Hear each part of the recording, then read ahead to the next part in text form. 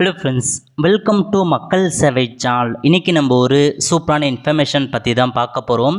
அதாவது Tamil Nadu government arts and science காலேஜுக்கான அட்மிஷனுக்கு எப்படி ஆன்லைன் மூலமாக அப்ளை பண்ணுறது தான் இந்த வீடியோ வந்து பார்க்க போகிறோம். இந்த வீடியோ ஸ்கிப் பண்ணாமல் ஃபுல்லாக பாருங்கள். அது மட்டும் அல்ல, இந்த வீடியோ நிறைய பேருக்கு ஷேர் பண்ணுங்கள். ஃபஸ்ட்டு இந்த வெப்சைட் பண்ணிக்கோங்க. இந்த வெப்சைட்கான லிங்க்கை நான் டிஸ்கிரிப்ஷன் வந்து கொடுத்துட்றேன்.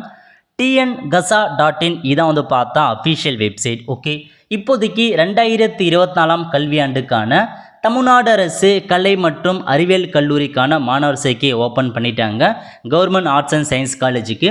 இப்போ எப்படி ஆன்லைன் மூலமாக அப்ளை பண்ண பார்க்குறதுக்கு முன்னாடி ஒரு சில இன்ஸ்ட்ரக்ஷன் நம்ம வந்து பார்த்துடலாம். ஓகே, இதில் உங்களுக்கு கொடுத்துருக்காங்க பாருங்கள். இன்ஸ்ட்ரக்ஷன் இன் தமிழ் மற்றும் ஆங்கிலம் ரெண்டுத்துலேயுமே வந்து கொடுத்துருக்காங்க.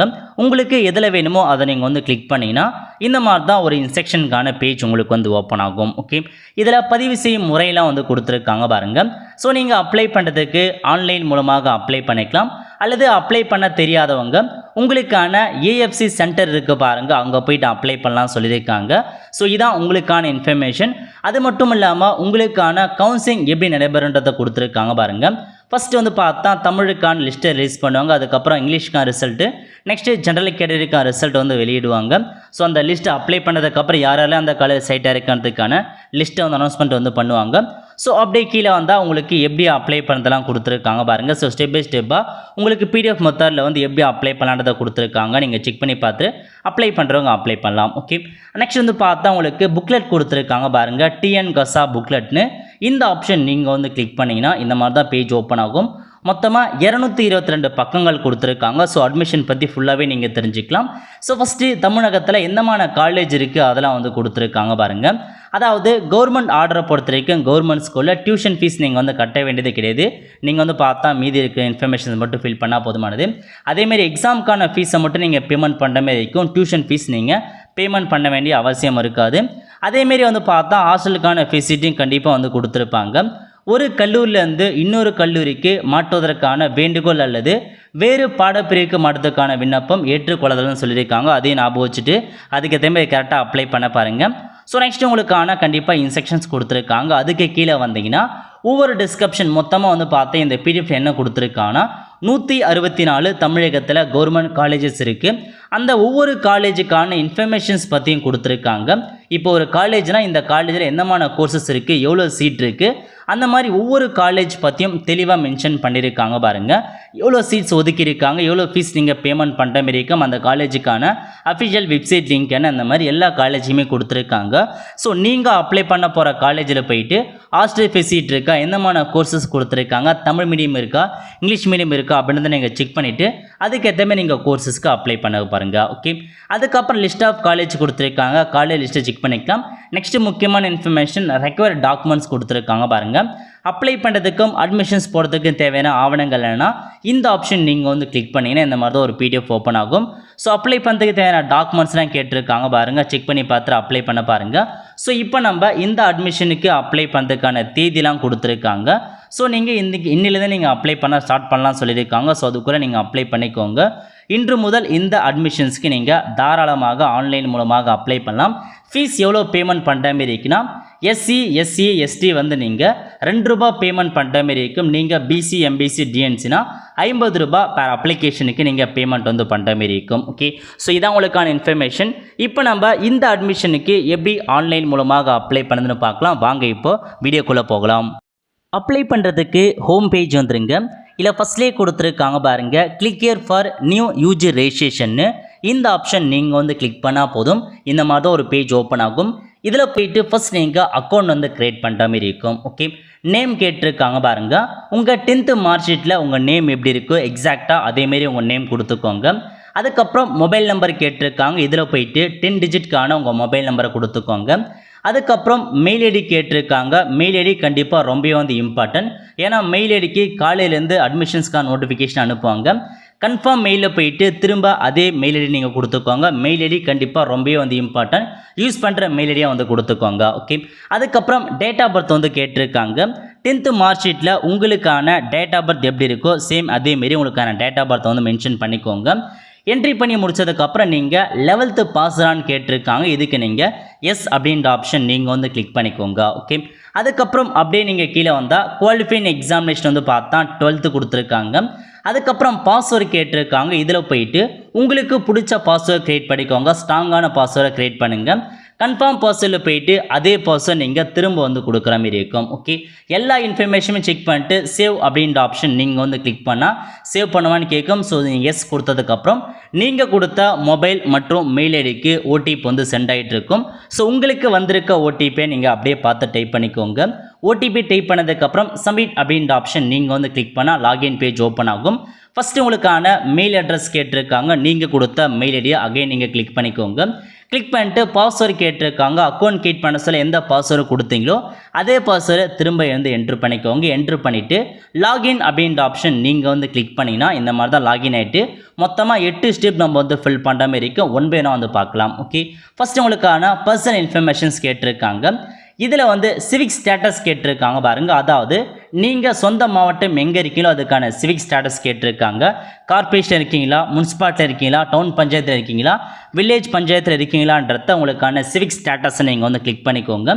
அதுக்கப்புறம் உங்களுக்கான பேரண்ட் நேம் கேட்டிருக்காங்க. இதில் போய்ட்டு பேரண்ட்ஸோட நேம் கொடுத்துருக்காங்க. அதிகபட்சமாக ஃபாதர் நேமே வந்து கொடுக்க பாருங்கள். ஃபாதர் நேம் என்ட்ரு பண்ணிக்கலாம். அதுக்கப்புறம் உங்களுக்கான ஜெண்டர் கேட்டிருக்காங்க. நீங்கள் மேல்னா மேல் கொடுத்துக்கோங்க, ஃபீமேல்னா ஃபீமேல் அப்படின்ற ஆப்ஷன் நீங்கள் வந்து கிளிக் பண்ணுற மாதிரி இருக்கும். தேர்ட் ஜெண்டர்னா தேர்ட் ஜெண்டர் அப்படின்ற ஆப்ஷன் நீங்கள் கொடுத்துக்கோங்க. ஓகே, அதுக்கப்புறம் உங்கள் மதர் டங் கேட்டிருக்காங்க. தமிழ்னா தமிழ் செட் பண்ணிக்கோங்க, வேறு லாங்குவேஜ்னா வேறு லாங்குவேஜ் கொடுத்துக்கோங்க. நேஷனாலிட்டி கேட்டிருக்காங்க. இந்தியன்னா இந்தியன் செட் பண்ணிக்கோங்க. ஸ்ரீலங்கன் தமிழ் ரெஃப்யூஜா இருக்காங்கன்னா நீங்கள் செகண்ட் ஆப்ஷன் நீங்கள் கிளிக் பண்ணிக்கலாம். ஓகே, நெக்ஸ்ட்டு ரிலீஜன் கேட்டிருக்காங்க பாருங்கள். நீங்கள் எந்த மதத்தை சேர்ந்தவங்க, ஹிந்துவா, கிறிஸ்டினா, முஸ்லீமா அப்படின்றத நீங்கள் வந்து கொடுத்துக்கோங்க. கிறிஸ்டின்னா அதில் என்ன கம்யூனிட்டி அப்படின்றத செட் பண்ணுற மாதிரி இருக்கும். பிசியா, எம்பிசியா அந்த மாதிரி கொடுத்துக்கோங்க. ஸோ நீங்கள் எந்த மதம் செட் பண்ணுறீங்களோ அதுக்கேற்ற மாதிரி தான் உங்களுக்கான கம்யூனிட்டி வந்து காமிக்கும். ஓகே, ஸோ நீங்கள் ஃபஸ்ட்டு ரிலீஜனை கரெக்டாக கொடுத்துக்கோங்க. கொடுத்துட்டு கம்யூனிட்டி கேட்டிருக்காங்க. பிசியா, எம்பிசியா, எஸ்சி, எஸ்டி அந்த மாரி கம்யூனிட்டி கொடுத்துக்கோங்க. கொடுத்துட்டு அதில் என்ன கேஸ்ட்டுன்னு கேட்டிருக்காங்க பாருங்கள். எல்லா கேஸ்ட்டும் ஓப்பன் ஆகும். நீங்கள் சர்ச் பண்ணி உங்கள் கேஸ்ட் என்னன்றதை நீங்கள் செட் பண்ணிக்கோங்க. ஜாதி சர்டிஃபிகேட்டை பார்த்து கேஸ்ட்டை கரெக்டாக கொடுத்துக்கோங்க. நெக்ஸ்ட்டு ஆதார் நம்பர் கேட்டிருக்காங்க. ஆதார் நம்பர் ஆப்ஷனில் தான், விருப்பம் இருந்தால் கொடுங்க, இல்லை நீங்கள் ஆதார் நம்பர் ஆப்ஷன் நீங்கள் வந்து ஸ்கிப் பண்ணிக்கலாம். ஓகே, ஸோ எல்லாமே என்ட்ரு பண்ணதுக்கப்புறம் கம்யூனிகேஷன் அட்ரஸ் கேட்டிருக்காங்க. இதில் போயிட்டு உங்கள் டோர் நம்பர் என்ன, ஸ்ட்ரீட் நேம் என்ன, தாலுக் நேம் என்ன, வில்லேஜ் நேம் என்னன்ற மாரி உங்களுக்கான ஃபுல் அட்ரஸை நீங்கள் அப்படியே பார்த்து டைப் பண்ணிக்கோங்க. கம்யூனிகேஷன் அட்ரஸ் கேட்டிருக்காங்க.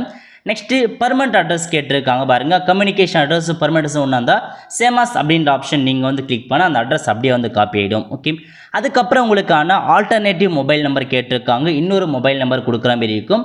உங்கள்கிட்ட இன்னொரு மொபைல் நம்பர் இருந்தால் அதையும் நீங்கள் வந்து என்ட்ரு பண்ணிக்கோங்க. அதுக்கப்புறம் ஸ்டேட் கேட்டிருக்காங்க. இதில் போய் நம்ம தமிழ்நாடு செட் பண்ணிக்கலாம். ஓகே, நெக்ஸ்ட்டு டிஸ்ட்ரிக் கேட்டிருக்காங்க பாருங்கள். இதில் போயிட்டு உங்கள் டிஸ்ட்ரிக் எதுவோ அந்த டிஸ்ட்ரிக்கை நீங்கள் வந்து செட் பண்ணுற மாதிரி இருக்கும். நெக்ஸ்ட்டு தாலுக் கேட்டிருக்காங்க. இதில் போயிட்டு உங்கள் தாலுக் எதுவோ அந்த தாலுக்கை நீங்கள் அப்படியே பார்த்து வந்து செட் பண்ணிக்கோங்க. நெக்ஸ்ட்டு வந்து பார்த்தோன்னா உங்களுக்கான பின்கோடு கேட்டிருக்காங்க. கம்யூனிகேஷன் அட்ரஸ்க்கான பின்கோடு கேட்டிருக்காங்க. அந்த பின்கோடை கொடுத்துக்கோங்க. நெக்ஸ்ட்டு நேட்டிவ் டிஸ்ட்ரிக் கேட்டிருக்காங்க. சொந்த மாவட்டம் எதுவோ அதை நீங்கள் செலக்ட் பண்ணிக்கோங்க. ஓகே, ஸோ எல்லா இன்ஃபர்மேஷனும் கரெக்டாக நீங்கள் ஃபில் பண்ணதுக்கப்புறம் சேவ் அண்ட் நெக்ஸ்ட்டு கொடுத்தா போதும், உங்களுக்கு அடுத்த பேஜ் வந்து ஓப்பன் ஆகும். ஓகே, இதில் உங்களுக்கான ஸ்பெஷல் ரிசர்வேஷன் கேட்டிருக்காங்க பாருங்கள். நீங்கள் ஒரு ஸ்போர்ட்ஸ் பர்சனாக இருக்கீங்க அப்படின்னா எஸ் அப்படின்ற ஆப்ஷன் நீங்கள் வந்து கிளிக் பண்ணி எந்தமான ஸ்போர்ட்ஸ் பர்சனாக இருக்கீங்க, டிஸ்ட்ரிக்ட் லெவல்லையா, ஸ்டேட் லெவல்லையா, டிவிஷன் லெவல்லையான்றதை நீங்கள் வந்து ஃபில் பண்ணிக்கோங்க. எதுவுமே இல்லைனா நோ அப்படின்ற ஆப்ஷன் நீங்கள் செட் பண்ணிக்கலாம். அதுக்கப்புறம் நீங்கள் எக்ஸ் சர்வீஸ் மேனாக இருக்கீங்கன்னா எஸ் கொடுத்துக்கோங்க. இல்லாதவங்க நோ அப்படின்ற ஆப்ஷன் நீங்கள் செட் பண்ணிக்கோங்க. நெக்ஸ்ட் நீங்கள் டிஃப்ரெண்ட் ஏபிள் பர்சனாக இருக்கீங்கன்னா எஸ் கொடுத்து எந்த மாதிரி டிஃப்ரெண்ட் ஏபிள் அப்படின்றத நீங்கள் செட் பண்ணுற மாதிரி இருக்கும். எதுவுமே இல்லாதவங்க நீங்கள் நோ அப்படின்ற ஆப்ஷன் நீங்கள் வந்து செட் பண்ணிக்கோங்க. அதுக்கப்புறம் என்சிசிக்கான ஏ சர்டிஃபிகேட் வச்சுருக்கீங்கன்னா எஸ் கொடுத்துக்கோங்க, இல்லை நீங்கள் நோ செட் பண்ணிக்கோங்க. அதுக்கப்புறம் நீங்கள் தமிழில் இருக்கீங்க, அதாவது அந்தமான் மற்றும் நிகோபார் தீவில் தமிழ் பிரிவினராக இருக்கீங்கன்னா எஸ் கொடுத்துக்கோங்க, இல்லை நீங்கள் நோ அப்படின்ற ஆப்ஷன் நீங்கள் வந்து செட் பண்ணுற மாதிரி இருக்கும். அதுக்கப்புறம் கீழே வந்து பார்த்தா ஒரு சில பாதுகாப்பு படைக்கான தகுதி கொடுத்துருக்காங்க. இந்த கேட்டகரியில் உங்கள் பேரண்ட்ஸ் யாராச்சும் வராங்கன்னா அந்த ஆப்ஷன் நீங்கள் செட் பண்ணிக்கலாம். இல்லைன்றவங்க நன் ஆஃப் த எபோ அப்படின்ற ஆப்ஷன் நீங்கள் சிம்பிளாக செட் பண்ணிக்கோங்க. ஓகே, அதுக்கப்புறம் ஏஎஃப்சி சென்டரை செட் பண்ண சொல்கிறாங்க பாருங்கள் டாக்குமெண்ட் வெரிஃபிகேஷன்ஸுக்காக. ஸோ எல்லா டிஸ்ட்ரிக்ட்லேயுமே உங்கள் சம்மந்தப்பட்ட காலேஜில் தான் உங்களுக்கான டாக்குமெண்ட் வெரிஃபிகேஷன்ஸ் இருக்க போது. இதில் போயிட்டு உங்கள் டிஸ்ட்ரிக் எது அப்படின்றத நீங்கள் வந்து செலக்ட் பண்ணிக்கோங்க. எந்த டிஸ்ட்ரிக்ட்டுக்கு நீங்கள் வந்து என்னங்கன்னா அந்த டிஸ்ட்ரிக்டில் உள்ள காலேஜ் எல்லாமே வந்து ஷோ ஆகும். ஸோ அதில் போயிட்டு ஏதாச்சும் ஒரு காலேஜை நீங்கள் வந்து கொடுத்துக்கோங்க. அதிகபட்சமாக நீங்கள் எந்த காலேஜில் டாக்குமெண்ட் வெரிஃபிகேஷன்ஸ் பண்ண போகிறேன்னு கொடுத்துக்கோங்க. இது வந்து ஜஸ்ட் ஒரு சாம்பிளுக்காக தான் கேட்டிருக்காங்க. நீங்கள் ஏதாச்சும் ஒரு காலேஜ் வந்து செலக்ட் பண்ணால் போதுமானது. நீங்கள் செலக்ட் பண்ண போகிற காலேஜில் டாக்குமெண்ட் வெரிஃபிகேஷன் பண்ணுற மாதிரி இருக்கும். ஸோ ஏதாச்சும் ஒரு காலேஜை நீங்கள் வந்து கொடுத்துக்கோங்க. கொடுத்துட்டு சேவ் அண்ட் நெக்ஸ்ட் கொடுத்தா போதும், உங்களுக்கு அடுத்த பேஜ் வந்து ஓப்பன் ஆகும். ஓகே, நெக்ஸ்ட்டு ஸ்காலர்ஷிப்கான இன்ஃபர்மேஷன்ஸ் கேட்டிருக்காங்க. இதில் ஃபஸ்ட்டு பேரண்ட் ஆக்குபேஷன் கேட்டிருக்கோம். உங்கள் பேரண்ட்ஸ் என்ன ஒர்க் பண்ணுறாங்க, அக்ரிகல்ச்சரா, ஸ்டேட் கவர்மெண்ட்டா, செல்ஃப் எம்ப்ளாய்டான்றதை நீங்கள் செலக்ட் பண்ணிக்கோங்க. நெக்ஸ்ட்டு குடும்ப ஆண்டு வருமானம் கேட்டிருக்காங்க. ஃபேமிலியோடைய குடும்ப ஆண்டு வருமானம் கொடுத்துக்கோங்க. நெக்ஸ்ட் நீங்கள் ஃபஸ்ட் கிராஜுவேட்டாக இருக்கீங்க, முதல் தலைமுறை பட்டதாரியாக இருக்கீங்கன்னா எஸ் கொடுத்துக்கோங்க. இல்லாதவங்க நோ செலக்ட் பண்ணிக்கோங்க. சர்டிஃபிகேட் வாங்க முடியலனாலும் நீங்கள் எஸ் கொடுத்து அப்ளை பண்ணுங்கள். இல்லைன்றவங்க நீங்கள் நோ வந்து செலக்ட் பண்ணிக்கலாம். ஓகே, அதுக்கடுத்து நீங்கள் எஸ்சி எஸ்சி எஸ்டியாக இருக்கீங்கன்னா நீங்கள் போஸ்ட் மெட்ரிக் ஸ்காலர்ஷிப் ஸ்கீமில் வருவீங்க, நீங்கள் எஸ் கொடுத்துக்கோங்க. அவங்க மட்டும் எஸ் வந்து எஸ் கொடுத்துக்கலாம். மீதி இருக்கவங்க நோ செலக்ட் பண்ணிக்கோங்க. ஓகே, ஸோ கரெக்டாக கொடுத்துட்டு சேவ் அண்ட் கண்டினியூ அப்படின்ற ஆப்ஷன் நீங்கள் வந்து கிளிக் பண்ணிங்கன்னா இந்த பேஜ் சேவ் ஆகிட்டு உங்களுக்கு அடுத்த பேஜ் வந்து ஓப்பன் ஆகும். அதுக்கடுத்து ஸ்கூல் இன்ஃபர்மேஷன்ஸ் வந்து ஃபில் பண்ணுற மாதிரி இருக்கும். ஓகே, ஸோ ஃபஸ்ட் என்ன கேட்டிருக்காங்கன்னா கேட்டகரி ஆஃப் ஸ்கூல் கேட்டிருக்காங்க. நீங்கள் 12th எந்த ஸ்கூலில் படிச்சிங்க, ஸ்டேட் கவர்மெண்ட்டா, சென்ட்ரல் கவர்மெண்ட்டா, கவர்மெண்ட் எய்டட் ஸ்கூலில் படிச்சிங்களா, ப்ரைவேட்டா அப்படின்றத நீங்கள் வந்து ஃபில் பண்ணுற மாதிரி இருக்கும். எந்த ஸ்கூலில் படிச்சிங்கன்றதை ஃபில் பண்ணிக்கோங்க. ஃபில் பண்ணி முடிச்சதுக்கப்புறம் ஸ்கூலுக்கான சிவிக் ஸ்டேட்டஸ் கேட்டிருக்காங்க. உங்கள் ஸ்கூல் வந்து பார்த்தீங்கன்னா கார்பரேஷன் ஸ்கூலில் இருந்துச்சா, முனிசிபாலிட்டியில் இருந்துச்சா, டவுன் பஞ்சாயத்தில் இருந்துச்சா, வில்லேஜ் பஞ்சாயத்தில் இருந்துச்சான்ற மாதிரி உங்களுக்கான ஸ்கூல் எந்த பிளேஸ் இருக்குன்றதை மென்ஷன் பண்ணிக்கோங்க. நெக்ஸ்ட் என்ன கேட்டிருக்காங்கன்னா நீங்கள் 6th 12th வரைக்கும் கவர்மெண்ட் ஸ்கூலில் படிச்சிருக்கீங்க அப்படின்னா எஸ் அப்படின்ற ஆப்ஷன் நீங்கள் வந்து கிளிக் பண்ணிக்கோங்க. நான் கவர்மெண்ட் ஸ்கூலில் படிக்கல, ப்ரைவேட் ஸ்கூலில் படிச்சேன்றவங்க நோ அப்படின்ற ஆப்ஷன் நீங்கள் செலக்ட் பண்ணிக்கலாம். ஓகே, அதுக்கப்புறம் என்ன கேட்டிருக்காங்கன்னா 6th 12th வரைக்கும் எந்தெந்த ஸ்கூலில் படிச்சிங்களோ அதுக்கான இன்ஃபர்மேஷன்ஸை ஃபில் பண்ணுற மாதிரி இருக்கும். ஃபஸ்ட்டு வந்து 6th to 12th வரைக்கும் உண்டான இயர் ஆஃப் பாசிங் கொடுத்துருக்காங்க. இயர் ஆஃப் பாசிங் வந்து தப்பாக இருக்குது அப்படின்னா நீங்கள் மேனுவலாக வந்து பார்த்தா கரெக்ஷன்ஸ் பண்ணிக்கோங்க. ஸோ ஃபஸ்ட்டு 6th வந்து எந்த இயரில் முடிச்சிங்க அப்படின்றத நீங்கள் அப்படியே பார்த்து கரெக்டாக கொடுத்துக்கோங்க. அதுக்கப்புறம் 6th வந்து எந்த ஸ்டேட்டில் படிச்சிங்கன்னு கேட்டிருக்காங்க. தமிழ்நாடு கொடுத்துக்கோங்க. நெக்ஸ்ட்டு 6th எந்த டிஸ்ட்ரிக்டில் படிச்சிங்கன்னு கேட்டிருக்காங்க. 6th ஸ்கூல் வந்து எந்த டிஸ்ட்ரிக்கோ அதை வந்து செலக்ட் பண்ணிக்கோங்க. நெக்ஸ்ட்டு 6th வந்து எந்த தாலுக்கில் படிச்சிங்கன்னு கேட்டிருக்காங்க. அந்த தாலுக்கு வந்து செலக்ட் பண்ணிக்கோங்க. அதேமாரி ஸ்கூல் நேம் கேட்டிருக்காங்க. 6th படித்ததுக்கான ஸ்கூல் நேமை ஃபில் பண்ணிக்கோங்க. உங்கள் தாலுக்கில் இருக்க எல்லா ஸ்கூல் லிஸ்ட்டையுமே வந்து ஷோ ஆகும். இதில் போயிட்டு உங்கள் ஸ்கூல் எது அப்படின்றத நீங்கள் அப்படியே பார்த்து கரெக்டாக கொடுத்துக்கோங்க. மிஸ்டேக் இல்லாத கொடுங்க. ஏன்னா நிறைய பேர் வந்து பார்த்தா ஹையர் செகண்டரிக்கும் அந்த பிரைமரி ஸ்கூலுக்கும் வித்தியாசம் தெரியாமல் இருப்பாங்க. அதுக்கேற்ற மாதிரி கரெக்டாக பார்த்து ஸ்கூல் நேமை கொடுத்துக்கோங்க. ஓகே, எல்லா ஸ்கூலுமே நீங்கள் படித்தா மேலே கொடுத்துருக்காங்க பாருங்கள். அப்ளை ஆல் அப்படின்ற ஆப்ஷன் நீங்கள் மேலே டிக் பண்ணிங்கன்னா எல்லாமே ஆட்டோமேட்டிக்காக அப்படியே வந்து பார்த்தா காப்பிடும். இல்லை நான் 10th 12th வேறு ஸ்கூலில் படித்தா நீங்கள் வேறு ஸ்கூல் என்றதை நீங்கள் மாற்றி வந்து கொடுத்துக்கலாம். ஓகே, ஸோ இந்த மாதிரி தான் ஒன் பை ஒன்னாக நீங்கள் கரெக்டாக வந்து மென்ஷன் பண்ண பாருங்கள் கேட்குற இன்ஃபர்மேஷன்ஸை. ஸோ வந்து பார்த்தா 6th 12th வரைக்கும் உண்டான ஃபுல் இன்ஃபர்மேஷன்ஸை நீங்கள் வந்து ஃபில் பண்ணுற மாதிரி இருக்கும். ஓகே, ஸோ இந்த மாதிரி கரெக்டாக நீங்கள் வந்து ஃபில் பண்ண பாருங்கள். இதுவே நீங்கள் வந்து பார்த்தீங்கன்னா கவர்மெண்ட் ஸ்கூலில் படிச்சுன்னா நீங்கள் கவர்மெண்ட் ஸ்கூலில் வந்து செலக்ட் பண்ணிக்கலாம். அதாவது ஃபஸ்ட்டு வந்து 6th 12th வரைக்கும் எந்தெந்த இயரில் பாஸ் பண்ணீங்க, எந்த ஸ்டேட்டில் படிச்சிங்க, எந்த டிஸ்ட்ரிக்டில் படிச்சிங்க, எந்த பிளாக்கில் படிச்சிங்க, அதுக்கான ஸ்கூல் நேம் என்னன்றதை ஃபில் பண்ணுற மாதிரி இருக்கும். கவர்மெண்ட் ஸ்கூல்னாலும் சேம் அதே மாதிரி தான் ஃபில் பண்ண போகிறீங்க. எந்த மாற்றமும் வந்து கிடையாது. ஓகே, இந்த மாதிரி 6th 12th வரைக்கும் தெளிவாக கரெக்டாக நீட்டாக ஃபுல்லாக ஃபில் பண்ண பாருங்கள், மிஸ்டேக் இல்லாத. எல்லாமே ஃபில் பண்ணதுக்கப்புறம் சேவ் அண்ட் கண்டினியூ அப்படின்ற ஆப்ஷன் நீங்கள் வந்து கிளிக் பண்ணினா அடுத்த பேஜ் வந்து போகும். அகாடமிக் இன்ஃபர்மேஷன்ஸ் ஃபில் பண்ணுற மாதிரி இருக்கும். Okay, so qualifying examination 12th ஆட்டோமேட்டிக்காக வந்துருச்சு. அதுக்கப்புறம் உங்களுக்கான ரெஜிஸ்ட்ரேஷன் நம்பர் கேட்டிருக்காங்க. 12th மார்க் ஷீட் வந்திருக்காது.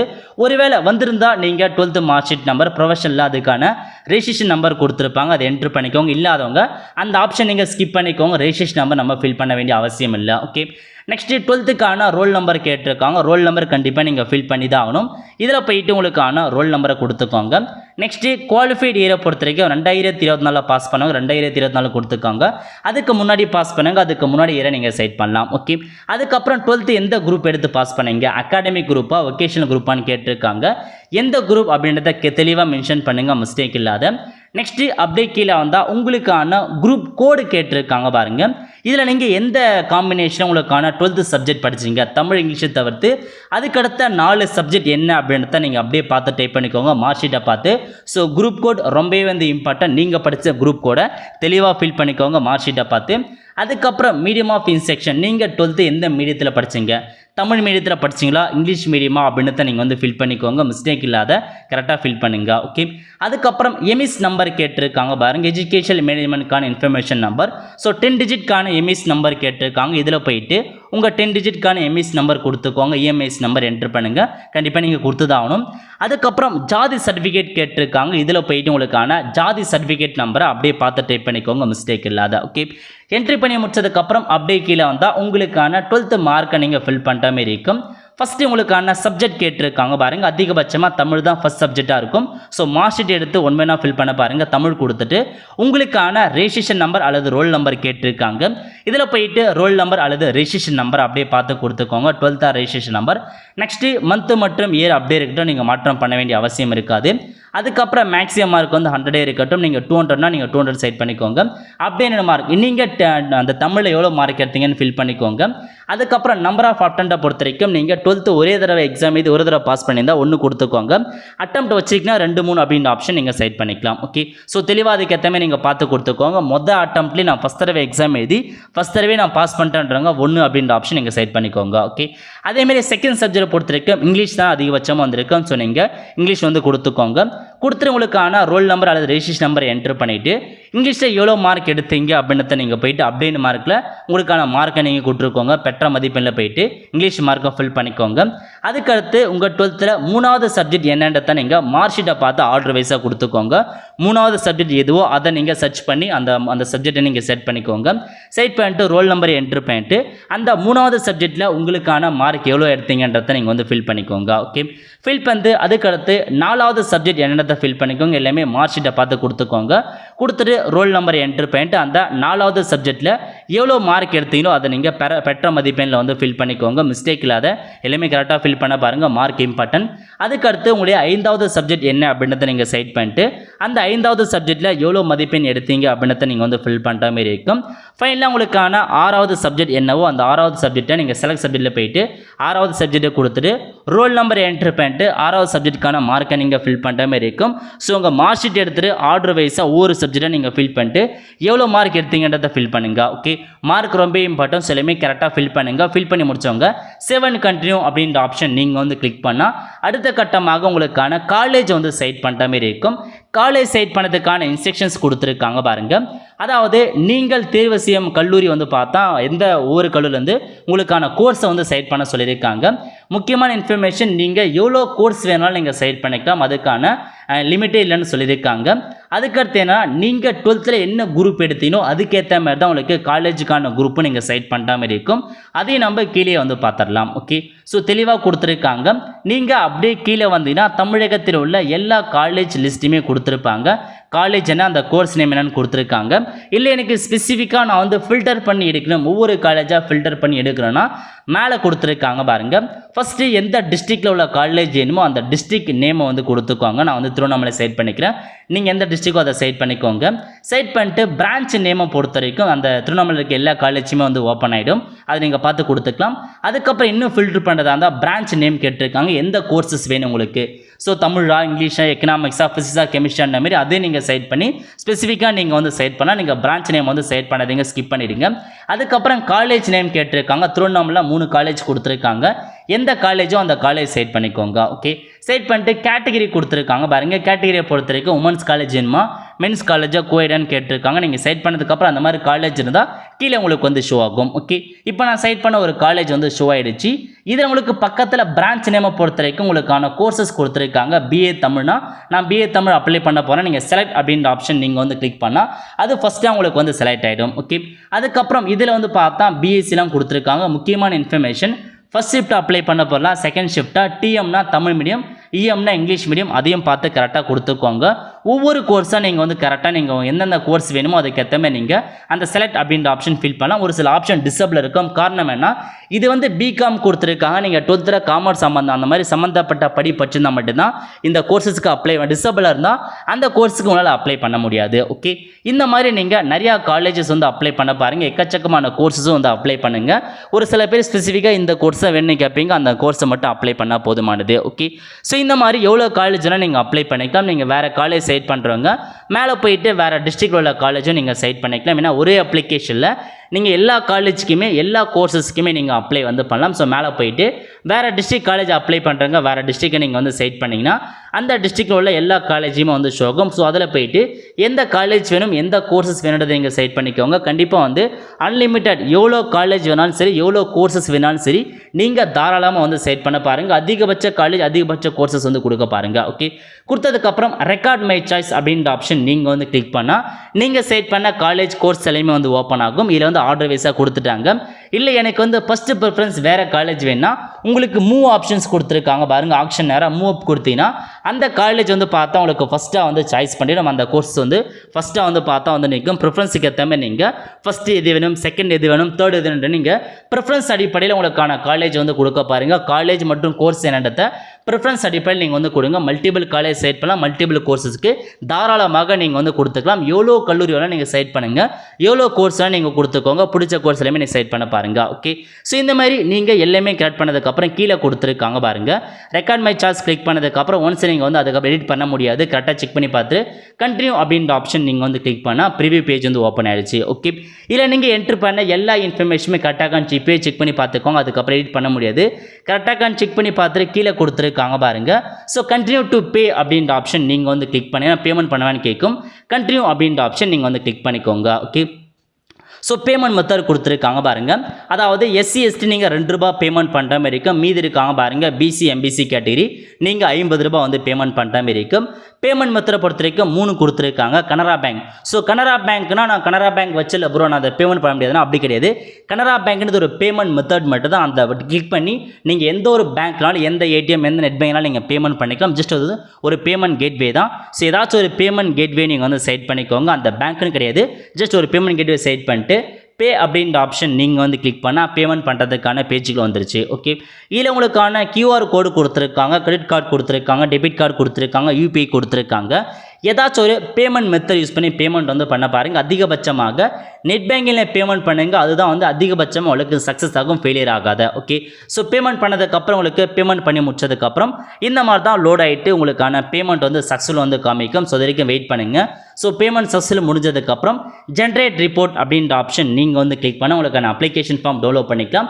ஸோ இந்த வருஷத்துலேருந்து கண்டிப்பாக நீங்கள் டாக்குமெண்ட்ஸை ஆன்லைனில் அப்லோட் பண்ணுற மாதிரி இருக்கும்.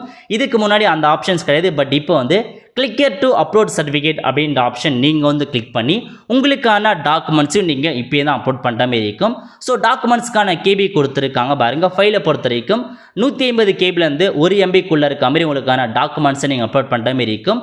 ஃபோட்டோ மற்றும் சிக்னேச்சரை பொறுத்த வரைக்கும் 20 கேபிலேருந்து 500 கேபிக்குள்ளே இருக்க மாதிரி ஃபோட்டோ 50 கேபிக்குள்ளே இருக்க மாதிரி ஃபோட்டோ மற்றும் சிக்னேச்சரை அப்லோட் பண்ணிக்கோங்க. ஓகே, ஸோ டாக்குமெண்ட்ஸ் அப்லோட் பண்ணுறதுக்கான இன்ஸ்ட்ரக்ஷன்லாம் கொடுத்துருக்காங்க, செக் பண்ணி பார்த்துக்கோங்க. முக்கியமான இன்ஃபர்மேஷன், ஒன்ஸ் நீங்கள் டாக்குமெண்ட் அப்லோட் பண்ணிட்டு ஃப்ரீ சப்போர்ட் கொடுத்தீங்கன்னா அதுக்கப்புறம் திரும்ப டாக்குமெண்ட் அப்லோட் பண்ண முடியாது. ஓகே, ஸோ இப்போ நம்ம டாக்குமெண்ட்ஸ் பற்றி பார்த்துடலாம். ஃபஸ்ட்டு உங்களுக்கான 10th மார்க் ஷீட் கேட்டிருக்காங்க. 150 கேபிலேருந்து 1 MBக்குள்ளே இருக்க மாதிரி அப்லோட் அப்படின்ற ஆப்ஷன் நீங்கள் வந்து கிளிக் பண்ணி 10th மார்க் ஷீட் அப்லோட் பண்ணிக்கோங்க.